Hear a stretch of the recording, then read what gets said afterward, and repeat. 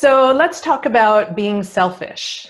Actually, let's talk about redefining what it means to be selfish, because let's face it, being selfish gets a bad rap for good reasons.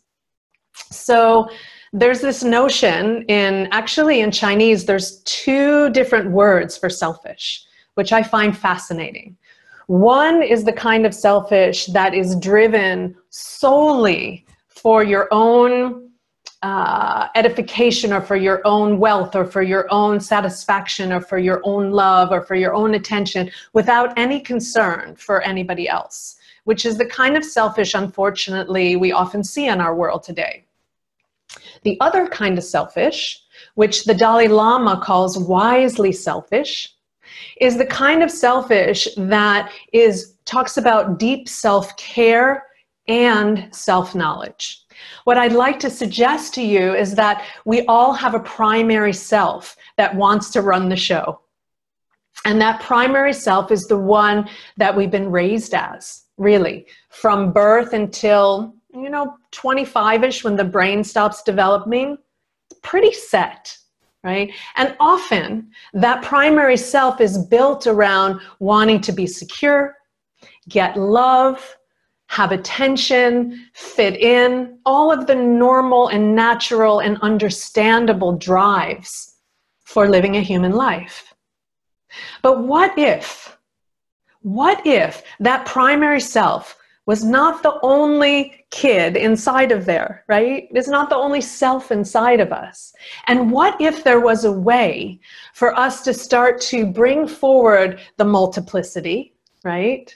To bring forth the diversity in our own selves and start to have a conversation with all of them to determine what is the best choice, what is the best direction right now for all of us, instead of just me, this primary driver. What would that look like? To be able to bring them forward, to be able to hold them.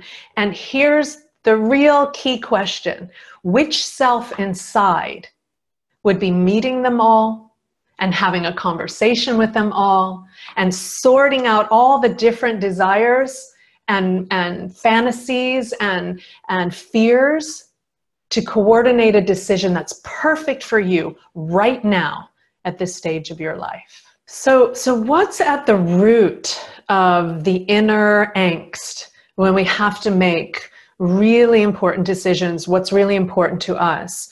For example, it may be, should I follow a passion? Let's say you've always had a passion to do art, right? Or you're looking at whether or not you should volunteer in the community instead. And one feels selfish and the other feels selfless, right?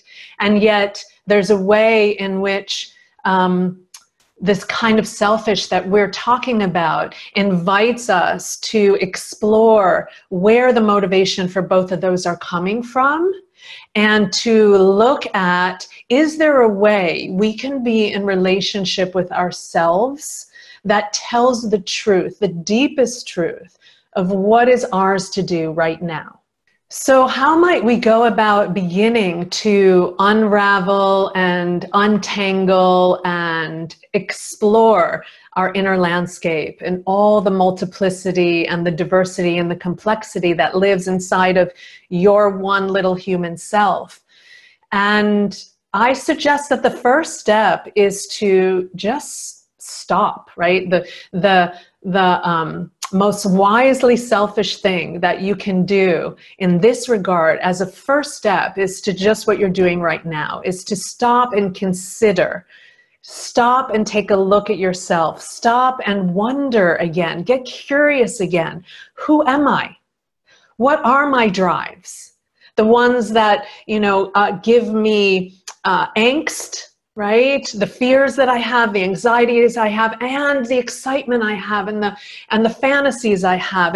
And what I suggest is there's a way to do that doesn't blow up your life, but takes the attention off of that primary self, which is often the one that comes with the question, what should I do next?